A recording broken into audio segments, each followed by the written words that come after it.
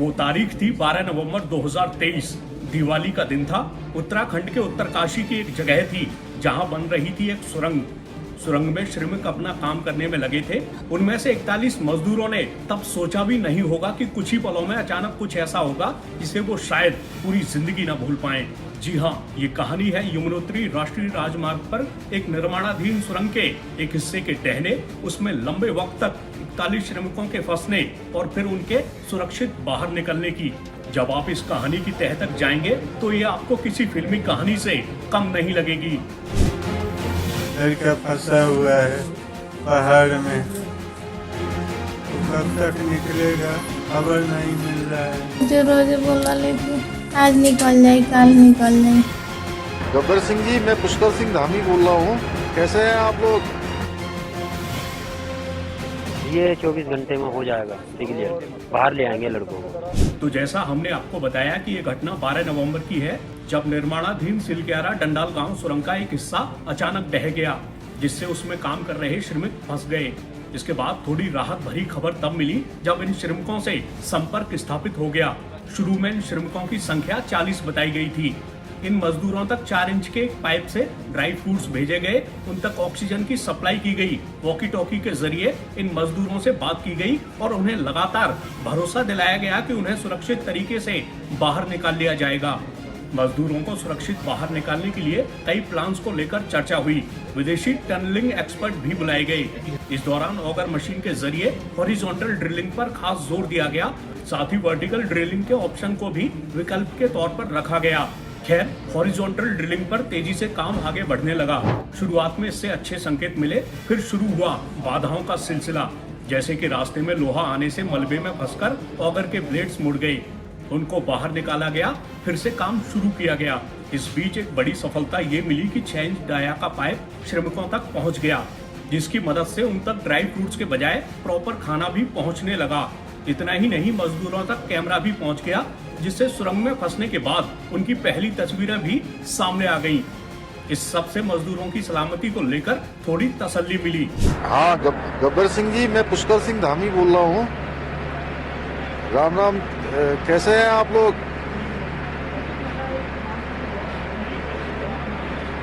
अच्छा, चलिए भाई, बहुत हम लोग बिल्कुल पास पहुंच गए हैं और बड़ी आप लोगों की हिम्मत है और बहुत ही आप लोगों के लिए सब लोग प्रार्थना कर रहे हैं यहाँ। और हम लोगों को उम्मीद भी है, मैं भी रात से आ गया हूँ, जनरल साहब भी आ गए हैं यहाँ पर, और प्रधानमंत्री जी रोज आप लोगों के बारे में रोज चिंता कर रहे हैं, रोज अपडेट लेते हैं मुझे सवेरे 7 बजे। आज भी अभी आया है, अभी बताया है, बिल्कुल 45 मीटर से आगे हम लोग आ गए हैं और मुश्किल से 10 मीटर और आना है। बीच बीच में क्या है कि सरिया वगैरह आ जा रही है ना ये, तो हाँ, तो आप लोगों को पता ही है। थोड़ा सा ये है कि हिम्मत बता के, और किसी सबकी तबीयत वगैरह अच्छी ठीक है ना वहाँ पर? चलिए, नहीं चिंता एक्चुअली में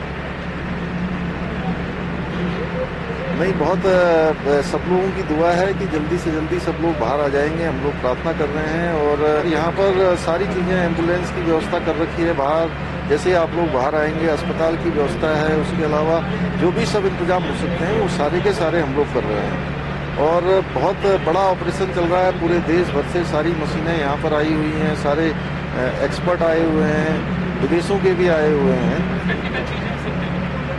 ये सारी बातें सबको पता, चलिए बहुत है, ठीक है। खाना वाना पहुंच जा रहा है, अभी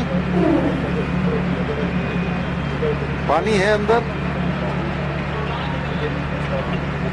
हाँ, बिल्कुल टेंशन नहीं लेनी है और सबको बिल्कुल जो है कहिए कि बस जल्दी से जल्दी, और आप ही लोगों को नहीं है, आप लोगों के लिए पूरा देश लगा हुआ है, ठीक है ना। मगर बार बार दिक्कतों से जूझ रही ऑगर मशीन के लिए एक ऐसा वक्त आया कि उसने दम तोड़ दिया। इसके बाद ऑगर मशीन के टुकड़ों को बाहर निकाला गया, मतलब ऑगर मशीन से ड्रिलिंग का प्लान फेल हो गया। उधर दूसरे विकल्प के तौर पर वर्टिकल ड्रिलिंग के लिए तेजी से पहाड़ पर रास्ता तैयार किया गया। भारी मशीन को ऊपर तक पहुंचाया गया और वर्टिकल ड्रिलिंग को शुरू कर दिया गया। हालांकि हॉरिजॉन्टल ड्रिलिंग के ऑप्शन को पूरी तरह छोड़ा नहीं गया। अब आगे बढ़ने के लिए मैनुअल ड्रिलिंग पर विचार किया गया।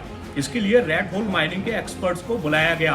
पाइप के अंदर जा रहे हैं 800 डाया में, 800 mm पाइप में। अच्छा जी। और किस किस उसका यूज कर रहे हैं आप? हम हिल्टे का यूज कर रहे हैं, गुदाली का यूज कर रहे हैं, और भी कोई चीज मिलती है तो हम उसे भी यूज करते हैं, पंजी फावड़े सब यूज कर रहे हैं। अच्छा, तो पाइप के अंदर आप लोग एक बार में कितने लोग जाते हैं? 2 लड़के जाते हैं। 2 लड़के जाते हैं। अच्छा, जो आप जिस तरह से कर रहे हैं उसको रेट माइनिंग बोला जाता है? उसे बोला जाता है चूहा पुशिंग बोला जाता है, अंडरग्राउंड। अच्छा, तो आप लोगों की कितने लोगों की टीम है? हमारी 12 लोगों की टीम है। हमारा एक मैन हेड है वकील हसन, और उनके साथ में फिर 10 लड़के और हैं हमारे, हम 12 लोगों की टीम है। अच्छा, एक बार में बस कितनी देर काम करते हैं 2 लड़के? एक बार में 3 घंटे काम कर लेता है। 3 घंटे दो काम लड़के। अक्सर इस तकनीक का इस्तेमाल कोयले की खदानों में होता रहा है। ये काम बिल्कुल भी आसान नहीं था, मगर रेड होल माइनिंग करने वालों ने कमाल करके दिखा दिया। उन्होंने तेजी से मजदूरों को बाहर निकालने का रास्ता खोल दिया। आखिरकार मजदूरों को निकालने के लिए पाइप का रास्ता उन तक पहुंच गया और सुरक्षित तरीके से उनको बाहर निकाल लिया गया। अब इन मजदूरों की सेहत की जांच होगी, क्योंकि लंबे वक्त तक सुरंग में फंसे रहने के बाद कई बार आम जिंदगी में लौटना बहुत आसान नहीं होता।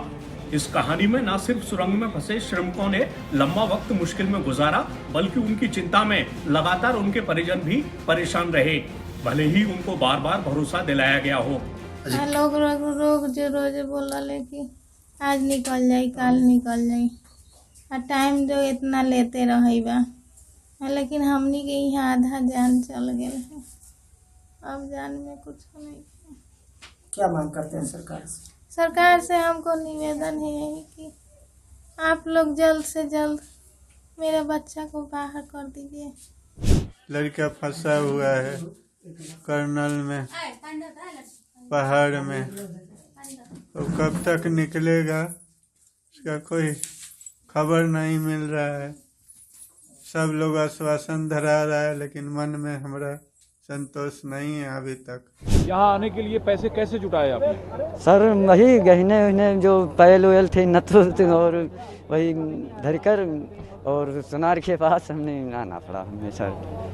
अपने बेटे तक पहुँचने के लिए आप लोगों को अपना गहना, घर का गहना गिरवी रखना? जी जी, जो कुछ था जैसे थोड़ा बहुत, तो और कोई रास्ता ही नहीं था। वही था जो हमारा भैया एक्सपायर हुआ था बम्बई में, उसी की बहू का मतलब खरीदा था, उसी का था। जब वो चला गया तो बहू अपना चला सामान ले लिया, चली गई, तो उसका गहने वापस हमको दे तो गई। आपका बड़ा बेटा जिसकी जान मुंबई में चली गई थी, दीपू का? जी जी जी जी जी। उनकी पत्नी के गहने को आपने गिरवी रखा? जी जी, मतलब वो अपना सामान ले लिया, जो कुछ दिया था उनका दहेज में, वो अपना ले लिया, तो हमने अपना ले लिया थे। तो कितने पैसे जुटा कर आप आए यहाँ? 9,000 सर लेकर हम आए थे। बचे हैं या खर्च हो गए? जी, हमारे पास बचा है 290 रुपया भी हो, तो धीरे धीरे खर्च हुआ, बहुत समेट के चले तब भी।